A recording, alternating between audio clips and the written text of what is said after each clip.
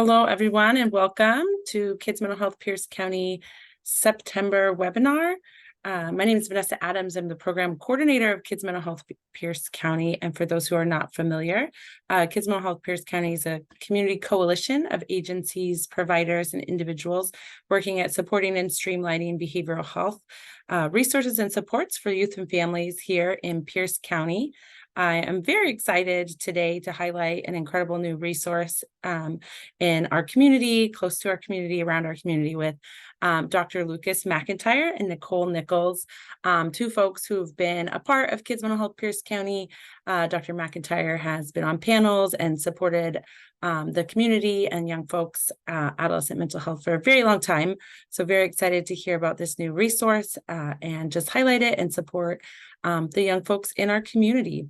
Gina is here with me today, another program coordinator for Kids Mental Health Pierce County, and she will be moderating the question and answer button at the bottom. They are going to do their presentation, and as they go, just pop some questions in there, and we will address questions at the end. So I am going to turn it over to Dr. McIntyre and Nicole. Great. Thank you very much, Vanessa. Really appreciate that. I'm going to go ahead and share my, can I share my screen? Says disabled chat host has disabled attendee screen sharing. Let's see if there we go. Let's see here. This one. Okay, fantastic. Can everybody see the presentation here? Yes, we can. Oh, wonderful. Okay. All right. Well, thank you very much. Okay. So again, really appreciate this opportunity to speak with this group about MultiCare's new partial hospitalization program for adolescents. As Vanessa mentioned, I've had ties to Kids Mental Health Pierce County. I really appreciate the work that they do. So very grateful for this opportunity. Just a little bit of background about myself.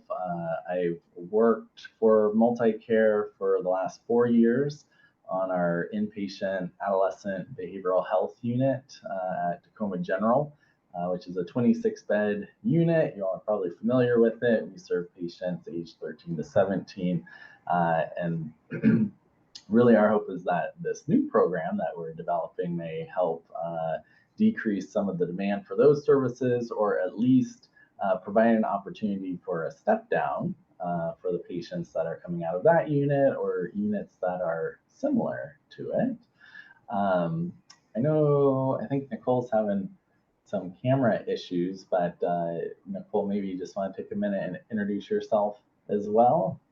Yes, thank you, Dr. McIntyre. I am having some issues on my end with the camera. I apologize for that. And so, yes, I am Nicole Nicols. I am the social worker here at the partial hospitalization program. And I came from working at Tacoma General at the Adolescent Behavioral Health Unit. So I was there as well for some time. And grateful for this opportunity to work at the PHP here, doing some DBT with these adolescents. I think it's a great opportunity to have this program. I know it's very much needed, and so yeah, excited to be here. And I think we've got a great team. And I'll turn it back over to you, Dr. McIntyre.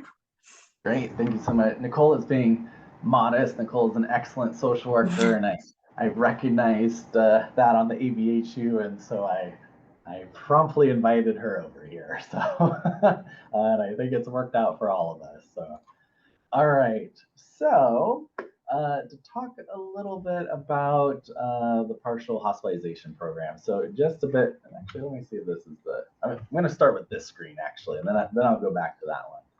Yeah. Okay. Sorry, I'm jumping around a little bit here. Okay. So. Partial hospitalization program. What does that mean? Well, first off, I don't know who names things in behavioral health. They can be so confusing, kind of sorting through all of this stuff, because, right, you think hospitalization, you're like, oh, okay, like that's something like the inpatient unit, and the kid like goes into the hospital and they got to stay there and things like that. And unfortunately, no. Or fortunately, that is not the case. So really the way I think about this is that this is an extra intensive outpatient program. So a typical intensive outpatient program, or IOP, requires a minimum of 8 hours of client service a week, whereas a partial hospitalization program is an outpatient program, so the kids go home every night, but it requires a minimum of 20 hours. And also another distinction from an IOP is that it requires psychiatrist oversight, which is why I'm here. And so our program that we have designed is actually 25 hours a week. So it's 5 hours a day, with the time being from 2 p.m. to 7 p.m., Monday through Friday. And the standard duration of the program is 6 weeks. But any patients that come here do have the opportunity of repeating those 6 weeks if we, if we, in conversation with the patient and the family, find that that would be helpful for them. And then, of course, also depending on recertification and pre-authorization with insurance, which I can talk about a little bit more later. It is for adolescents aged 13 to 17. It's okay if they're 18 and still enrolled in high school. We can accommodate that. And our primary modality is dialectical behavior therapy. We are very close to being a comprehensive DBT program. What does that mean? So with a comprehensive DBT program, you'll have group therapy, which we have working on the different types of DBT skills, which I'll talk about here in a little bit. You have individual DBT therapy. The program team participates in a DBT consultation meeting weekly, which we do. And also for adolescents, there's typically a family component as well. Also for adolescent DBT, they add an extra module than what's done for DBT for adults, which is the middle path module, which focuses on the family interactions. The one thing that we're not doing that would be required for a fully comprehensive dialectical behavior therapy program would be after-hours phone support. And given that we're a new program, we're really focusing on the core of the program here during the hours that they're here. We may eventually expand and include some after-hours phone support, but that's the one thing that we're not offering at the moment. But otherwise, we are nearly a comprehensive DBT program. The things that we are targeting for this include depression, emotional lability, self-harm behaviors, chronic passive suicidal thoughts, and a key is that we're located at the Navos Mental Health and Wellness Center. It's a little bit of a Venn diagram here because technically we are a Tacoma General Hospital licensed program. So we're operating under the TG license, but we are a remote outpatient clinic. So we're an offsite outpatient clinic of TG, and we just happen to be renting a suite at the Navos Mental Health and Wellness Center, but in no way are we actually technically affiliated with Navos, other than the relationship that we have in terms of us both being under the umbrella of MultiCare. So sometimes that can come up. So who do we see? So in addition to the targets that I mentioned before, depression, emotional lability, self-harm, chronic passive SI, one of the key criteria is that patients do need to be voluntary. There's no court mandated treatment for this program, no involuntary treatment or family initiated treatment. Exclusionary criteria includes things like homicidal ideation, history of significant violence, active suicidal ideation. Right, there's a difference, as we all know, between passive, wishing I was dead, versus, okay, I have a plan and intent, because if that was the case, they would need to have a higher level of care. We are not designed as a substance use disorder program, so we don't provide primary SUD services. Now, if somebody has intermittent alcohol use, cannabis use, but it's not to the level of impacting their functioning, then yeah, sure, of course, we can work with that. I would say that's like over half of the kids on our inpatient unit that we'd be taking referrals from. So we're also not an eating disorder program. And then in terms of patients that are on the autism spectrum or have developmental delay, that's not a hard exclusionary criteria. The main piece of that is they just need to be able to participate in 5 hours of treatment a day and get some sort of meaningful improvement out of it. And so those would be things that I would consider on a case-by-case basis. We accept all insurances, including Medicaid. Members of this group may be aware, currently there is legislation that's going through or has gone through for Medicaid to start covering partial hospitalization services starting January 1st of 2024. And in the meantime, before that, we are being partially funded by the healthcare authority for any patients with Medicaid that we get referrals for prior to January 1st. And so that's something that's very novel compared to most other programs in terms of being able to take Medicaid. There's 2 other programs similar to ours that also receive healthcare authority funding at the moment. One is at Seattle Children's and one is at Providence Sacred Heart out in Spokane. So that is a unique opportunity for us. We take referrals from inpatient units, outpatient units, and also from patients or families directly who can call into our referral line or send in faxes, which I will share that information in a little bit. Okay, and just to introduce our team, Nicole did a good job putting this slide in for me. That was great. Thank you, Nicole. We finally have like a team picture. So that myself, Dr. McIntyre, as the medical director and psychiatrist. To the left there is Dr. Gendreau, who's our psychologist, and then you see Nicole there all the way on the left. And then to the right, we have our mental health technician, Kaylee, and then our master's level therapist, Jenny. So we are a small but mighty team here. All right, and I will turn it over to Nicole for this slide. Great, thank you. And I did figure out the video. I had to unplug something. Yeah, I will talk a little bit about our, I know you mentioned our program hours, but I'll talk a little bit more about the reasoning behind that. If you might have talked about that already, Dr. McIntyre, but, and then transportation. So, we are in the afternoon and early evening, and so that's 2 to 7 Monday through Friday.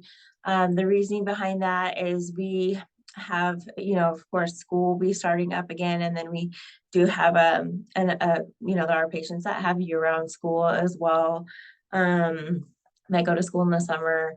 But actually, sometimes by this point when patients are, in this intensive level of therapy, there are issues already with school, but our thoughts were to minimize that time that they're away from school.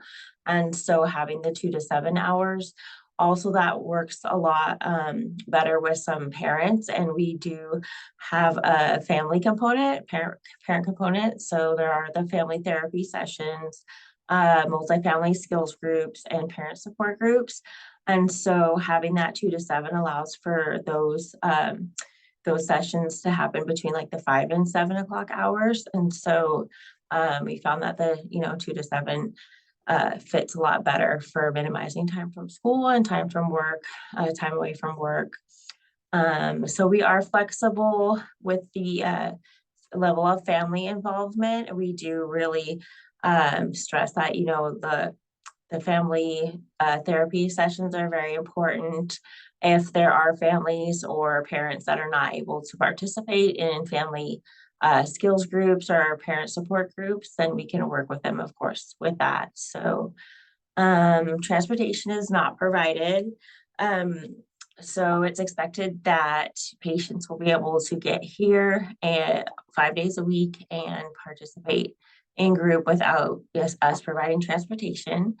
I can help some patients. So for Medicaid patients that live in King County, I can help with HopeLink. I can help them get the HopeLink applications and fill those out. I am looking for other resources constantly to try and work with transportation for families. And then we have some ideas for the future that we're working on right now. We've applied for funding for gas cards for families. So, but as of right now, families and patients are responsible for their own transportation. So I can't change the slide, but that's it for that slide. I didn't know if you want to talk about this one, Dr. McIntyre. I can change it, put it back over to you for now, or. Sure. Yeah, Okay. I can take over. So yeah, thank you, Nicole. Really appreciate it. Sure. I'm always happy to change the slides, So Thank you for that. Yeah, no problem. So I wanted to talk about our chosen modality, dialectical behavior therapy, or more commonly known as DBT. Again, many people may be aware that we live in the area of the birthplace of dialectical behavior therapy, started by Dr. Marcia Linehan at the University of Washington. Originally designed for people that were struggling with chronic suicidality, self-harm behaviors, people with borderline personality disorder. And over the last couple decades, it's been adapted to work for a variety of populations.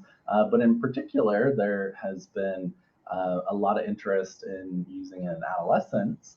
And there's actually a lot of robust research out there that supports its use. And so DBT, I think, is a really great meld in a lot of ways between cognitive behavioral therapy with an infusion of Zen mindfulness, and then breaking it down into a number of core elements.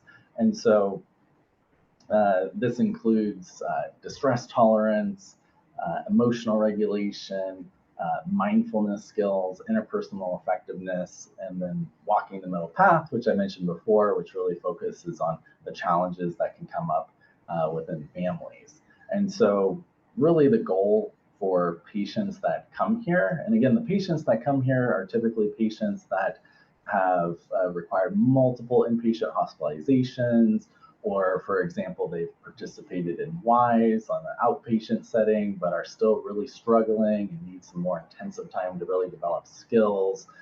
Or maybe they are just in a more traditional outpatient setting, but are really looking to reduce their struggles with self-harm or chronic suicidality, just that isn't resolving in other ways. And so really what we're doing is focusing on helping them to identify and regulate their emotions. We're also looking at helping them modify their behaviors, have better control in that regards, be able to respond to things in a more skillful way, and also allow them to experience emotions without them being so overwhelming. Or acting on them in a maladaptive way, right? Because patients, they will self-harm for a variety of reasons, but one of the reasons may be they're so overwhelmed by their emotions that they're trying to regulate that emotional pain and replace it with physical pain. And also another goal is to really help them improve their relationships with their family members, people at school, friends, community members. So many of the kids that we work with really struggle with those interpersonal relationships. And of course, as we know, even though the adolescent may be the quote unquote identified patient, oftentimes these kiddos come from families that really struggle with a lot of dysregulation within the family itself. And so that also is why we really emphasize the family therapy component as well.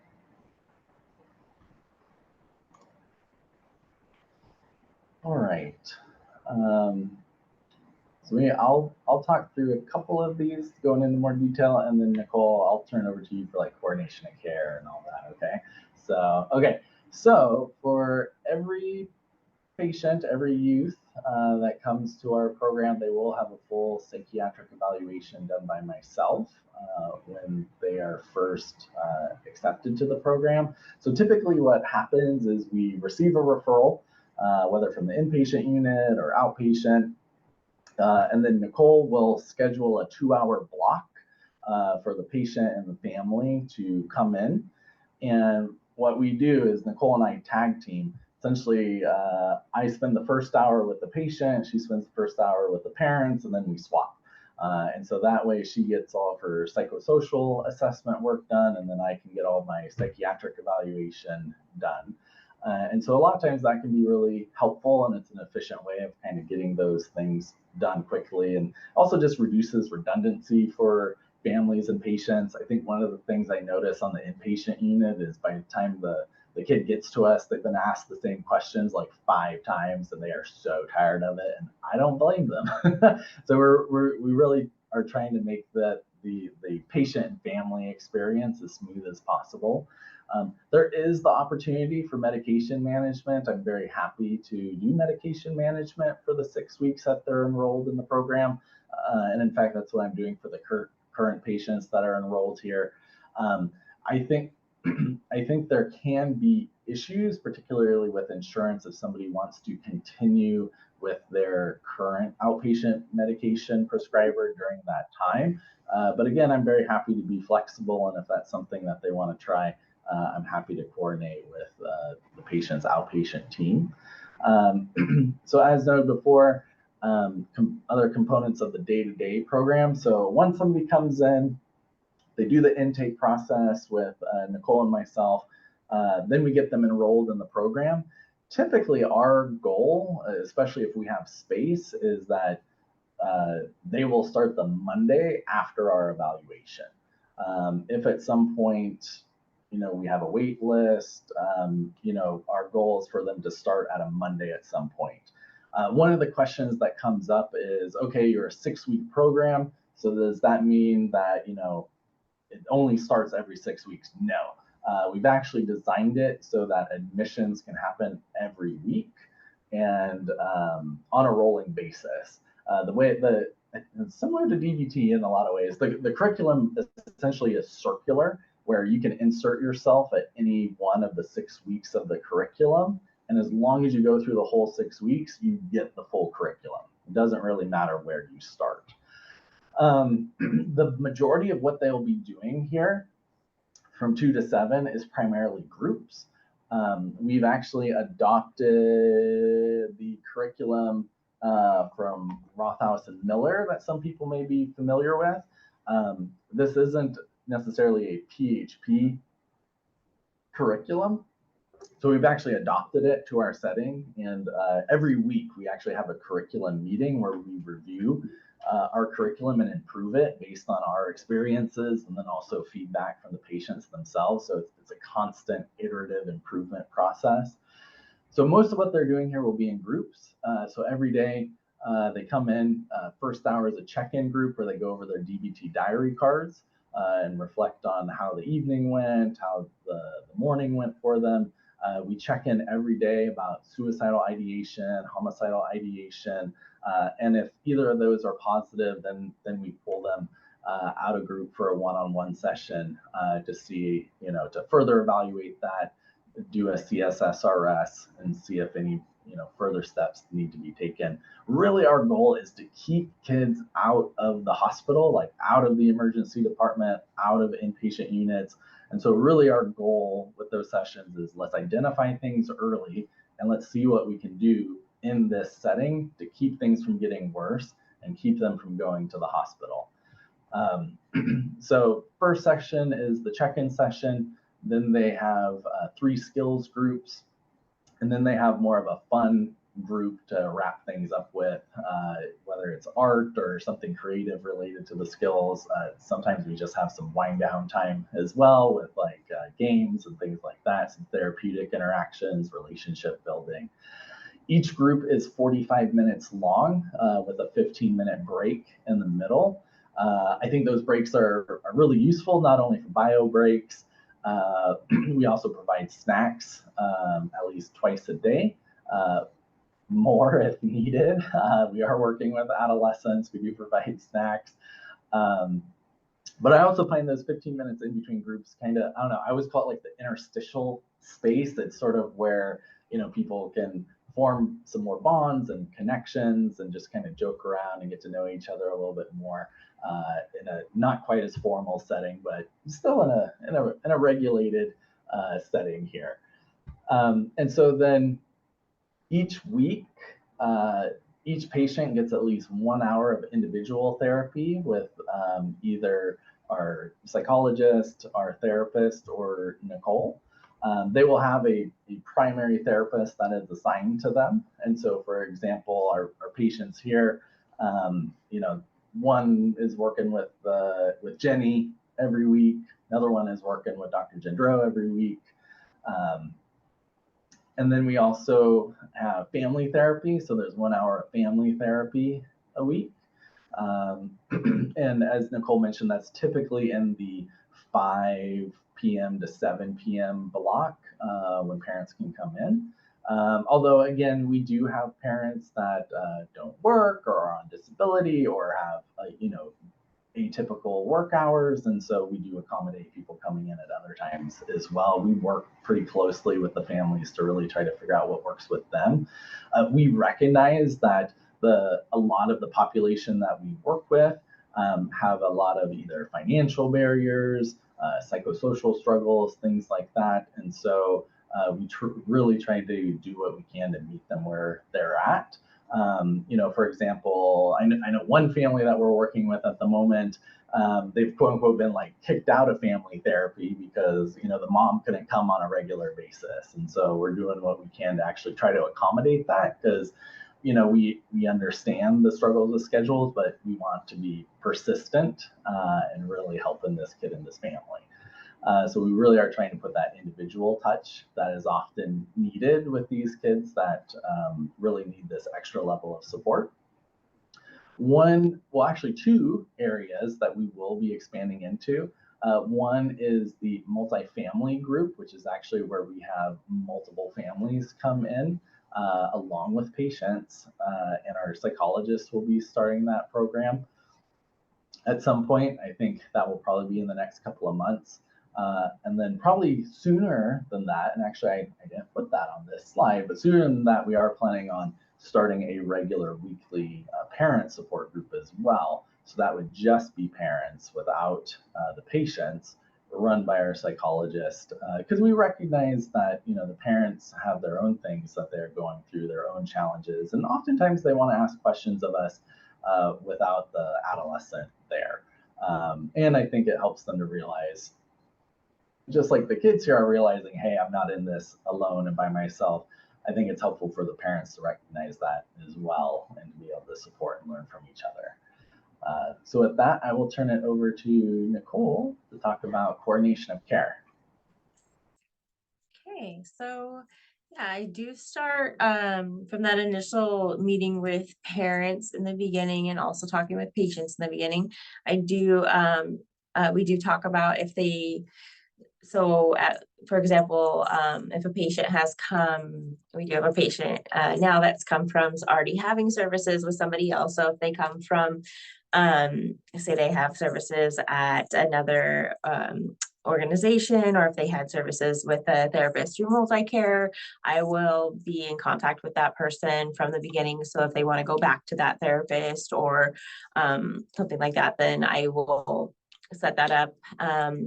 But if they come in and I talk to the family and talk to the patient, they want to do intensive outpatient after the 6 weeks here, then I will work on setting up that intensive outpatient service for them. If they decide that they want to do weekly therapy, I will get that set up. Sometimes there is something else that they need as well. And then I am aware that over the 6 weeks that this might change. And so I check in with them regularly to see what their needs are, if they've changed, if they're still at what we've talked about at the beginning.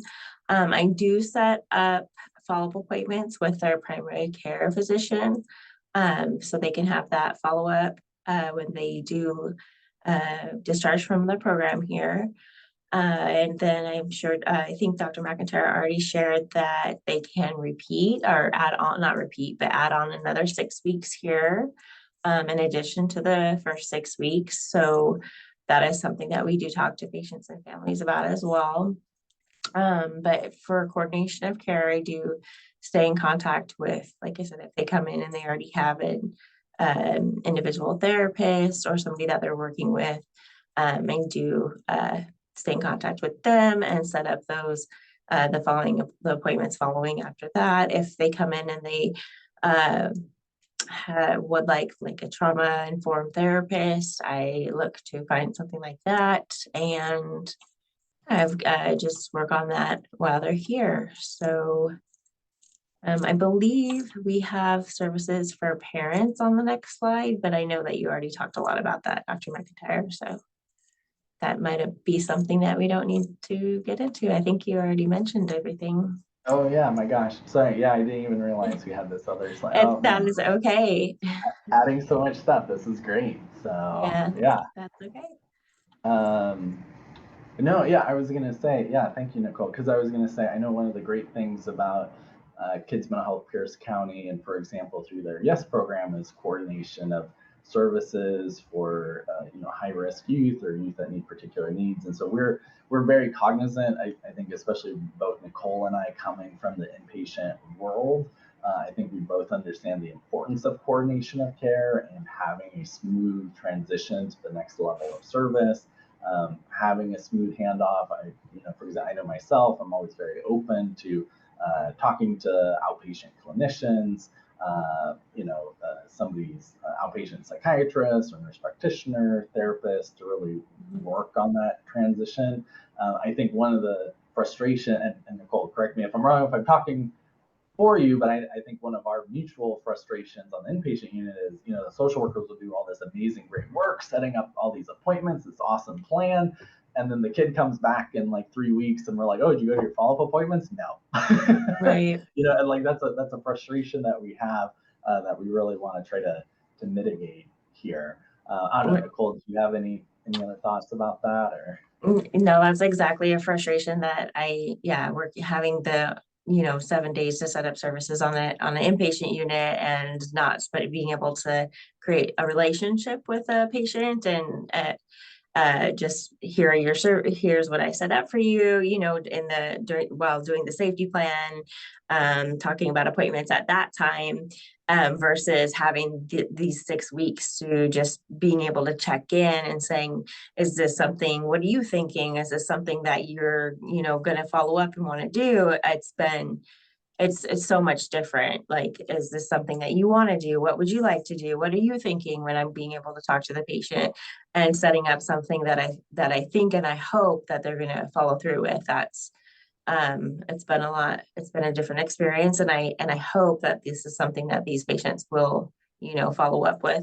And then another thing that I was thinking I'm going to talk about a little bit is that the coordination with schools. And so that's been a piece that I didn't have. I mean, I did have a little bit of that before on the inpatient unit at the hospital, but being able to, and I know they're not necessarily in school right now, but they're about to be.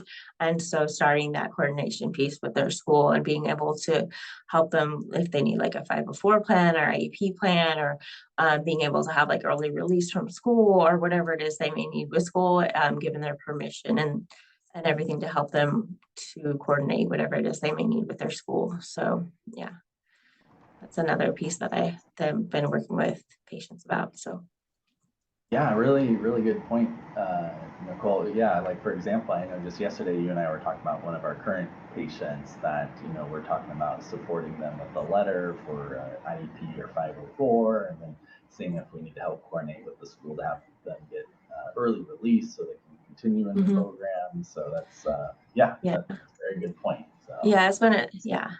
Sorry, I didn't mean to cut you off there, Dr. McIntyre, but it's it's been especially helpful for like, with a patient that hasn't been able to go to school or for whatever reason, multiple reasons. But yeah, to see a patient wanting to go back to school, it's exciting, and then being able to help them achieve that. Yeah.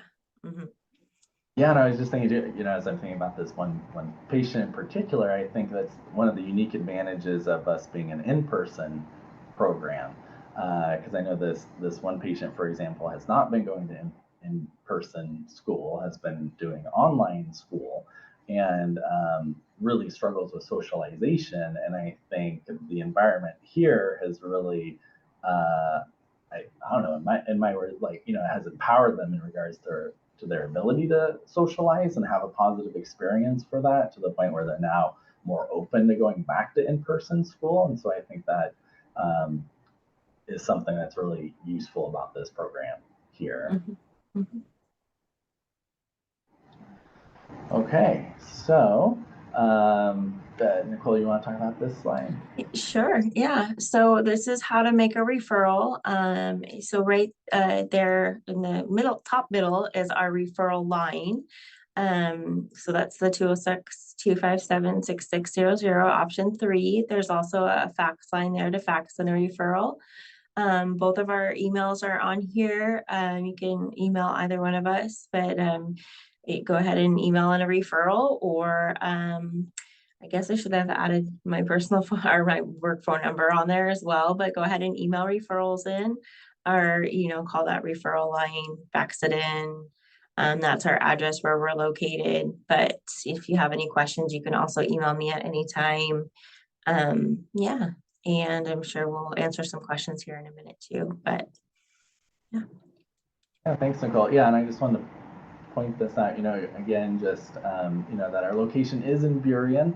I know it's not in Pierce County, which I know is disappointing to many. It was essentially, the location was based on the availability of space that we had. But as Nicole mentioned before, and I know I can say this for myself, like, we really do want to uh, try to serve our community in Pierce County as well. And that is why we're exploring ideas of helping with transportation. That is why we have applied for funding for gas cards. I know it doesn't remove the transportation time. I know Nicole and I both live in Tacoma and commute, and that was actually one of my thoughts too about why we set the time for 2 p.m. to 7 p.m. because it's actually out of the window of rush hour traffic. And so the vast majority of the time, it's just a straight shot down I-5. And you're not getting bogged down. So that was another one of our considerations. So, but yeah, I think that's all we have at the moment. We have some time here, so we'd definitely love to open it up to questions, and we're very grateful for this opportunity to share our program. Nicole or Vanessa, did we share with you our one pager and our referral form? I do have the one pager. Okay. I'm not sure that I shared out the referral form, but I have shared out the one pager, and I'm happy to do that again.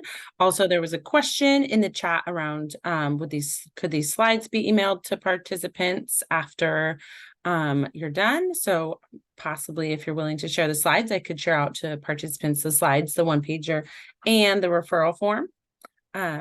If you're willing to share your slides.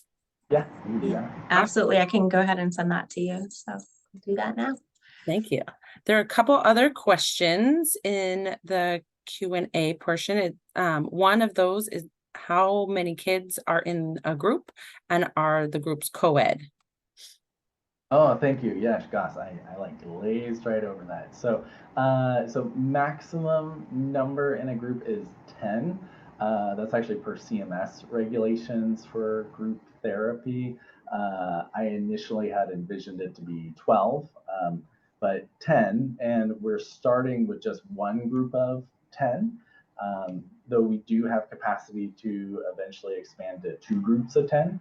So assuming that there is a need for this service in the community, we can expand up to a total of 20 patients at a time. And then yes, the groups are co-ed. People are served regardless of natal sex or gender identity, and everybody is together. Wonderful, thank you. Another question is, how would you define history of significant violence? Yeah, that's going to be on a case-by-case basis. So it's intentionally a little vague, to be honest, to honestly leave it up to my discretion.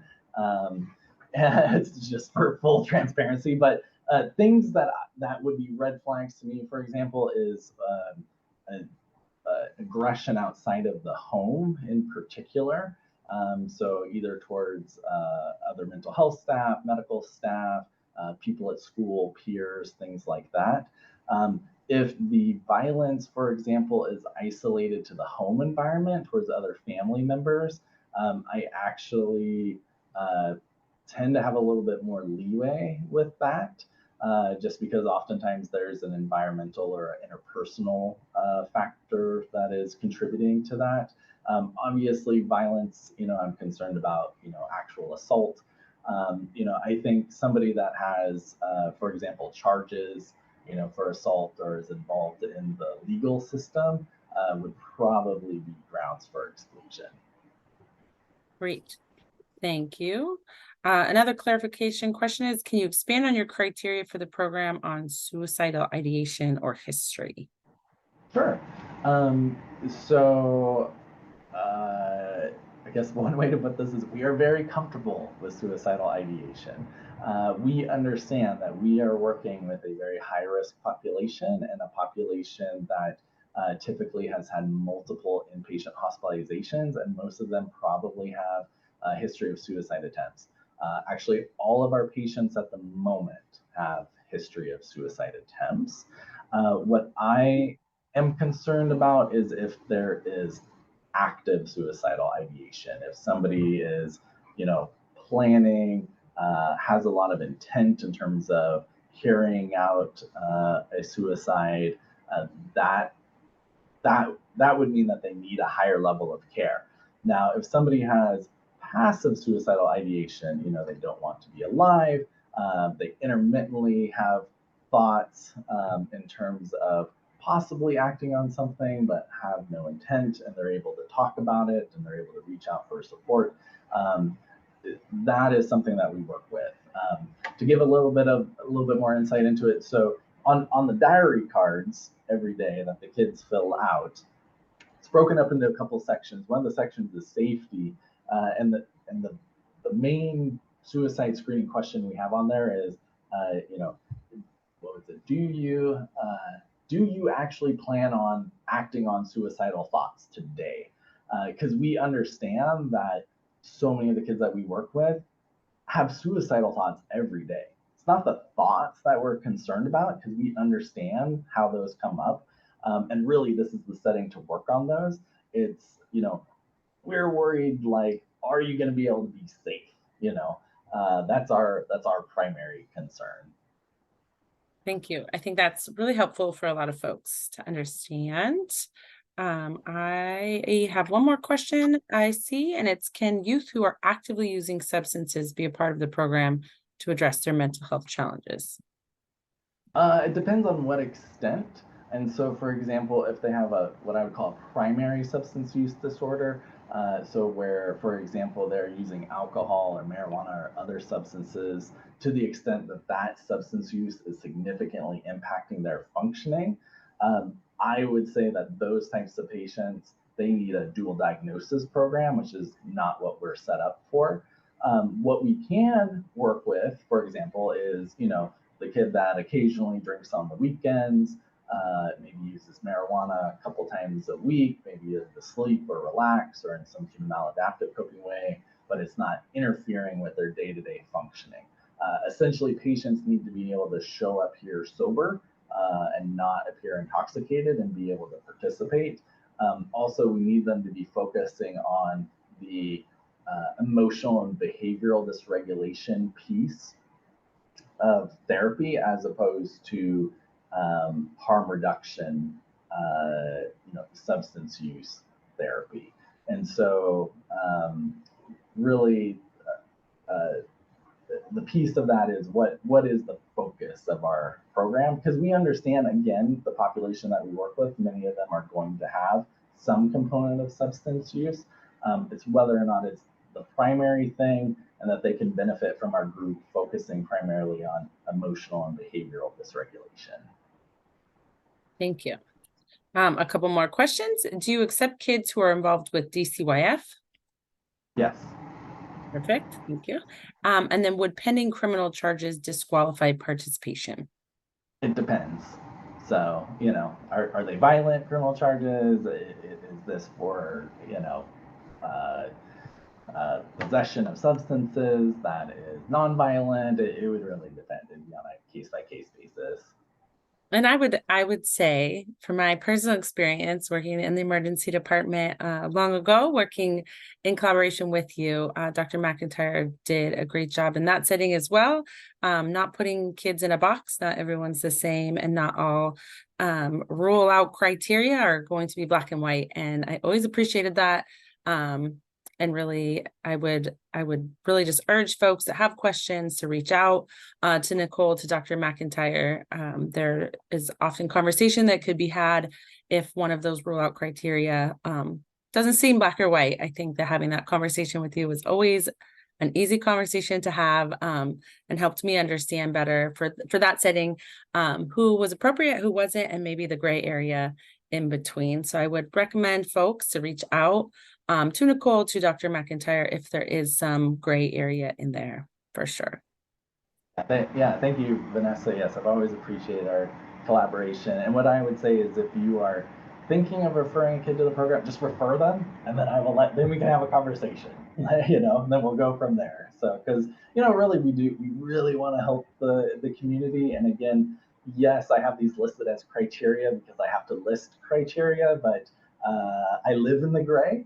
I use the DBT skills myself. Love it. So there's often a middle path to things.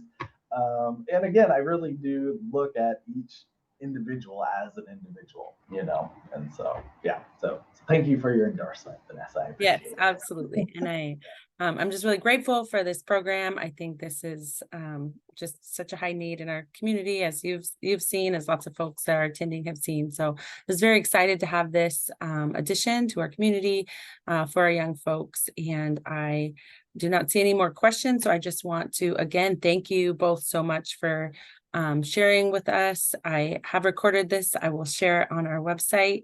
I will share out the referral form. I will share out the one pager, and I will share out the slides. There's one last question just popped in. Are you able to email referral info? Yes. There you go. So the email addresses are listed there. So I would jot those down and go ahead and send referrals over. So thank you both. Thank you, Dr. McIntyre. Thank you, Nicole. And I thank you to our Kids Mental Health Pierce County community for attending our webinar and supporting all of our young folks and all the work you do. So you're appreciated, and thank you so much. Fantastic. Thanks so much for having us, Vanessa, and thank you to everybody who participated today. Really grateful. Lots of claps and hearts. Really grateful for you both. All right. Thank you. Okay. Take care. Bye. Thank you so much.